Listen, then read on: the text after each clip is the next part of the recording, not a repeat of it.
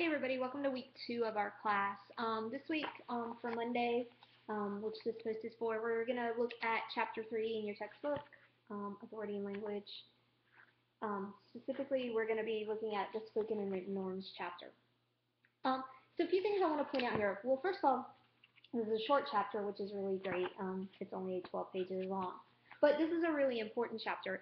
A lot of the discussions and posts that we've been having have been talking about these differences in spoken and written norms. And so I want us to think about why it is that we have these different rules and different social evaluations for spoken language versus written language.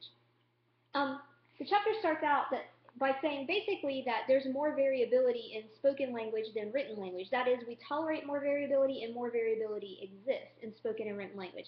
However, given what a lot of you have been posting, you're fully aware that now, especially since the writing of this textbook, we do have a lot more variability in our written language than we have historically, which is a really important point. So things like Twitter, as well as Facebook, text messaging, Instagram have all added a new level of variability or different types or styles or genres of writing that didn't exist before. So if we take a look, excuse me, at the chapter, they talk a lot about how do we get variability in speech. And on page 47, they talk about how there are at least 3 types of variability. The first being geographical, the second being social, and the third being situational.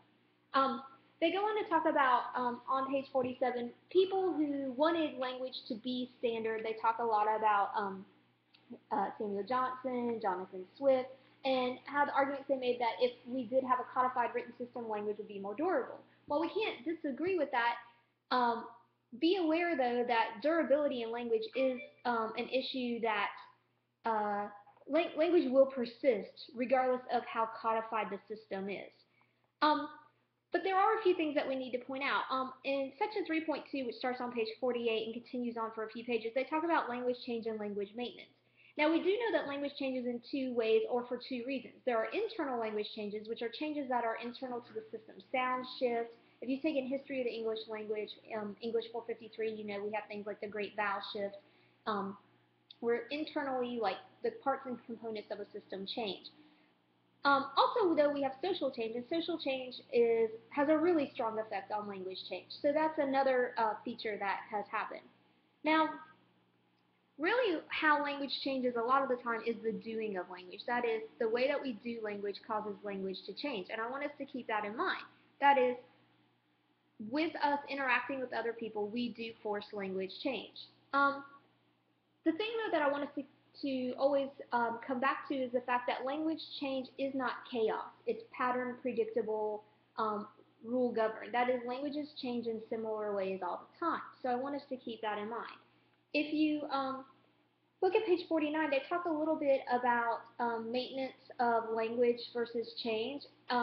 And they say that there are 2 things that actually encourage maintenance or stability in language, and that's covert or informal prestige and overt or formal prestige. And you are going to post a little bit about this, so I want you to pay attention to that.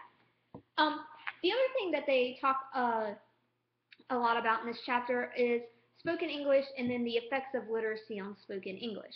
No doubt literacy is important, and it has had a very strong effect on spoken English. What I want us to think about, though, is which spoken dialects were prestige and became the ones of the literary tradition, that is, the standard languages. Which ones were those? So I want us to think a little bit about those. If you take a look at page 51 in section 3.3, they begin to talk about that. So take a look at those sections and think about how it is that these became how literacy has affected spoken language in many ways, and what has become the standard. Which dialects became the standard? And it's not surprising that the dialect of London became what was written down as standard English. The dialect of the people who had the printing presses became what was written down as standard English. On page 53, they talk a lot about, if you look at the very bottom, with the paragraph that starts with, "It is possible," they talk about a socially neutral approach when looking at evaluations of multiple negation or looking at evaluations of non-standard language features. And I think that this is really important. They say a socially neutral approach to this requires us to consider the possibility that multiple negation is an additional resource of speech and not a defect due to ignorance or illogicality is what they say here. Um, and we know that double negation was removed, although historically it was part of the dialect. So I want us to think about what does double negation, or what would be, why take it out? And then conversely, what is the harm in having a socially neutral approach to this feature, given especially that it was historically part of the dialect? Um, they go on page 54 at the very top to talk about the guardians of language have often lost sight of the fact that rules are only guidelines, sometimes outdated ones, for efficient communication and writing in the most careful kinds of public speaking.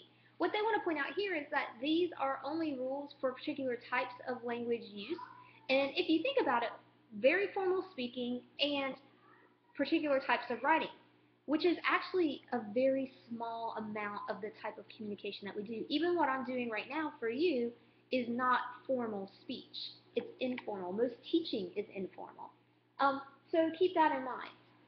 Finally, they start in section 3.4 and carry through the end to the conclusions, talking about spoken and written channels and the differences in these two.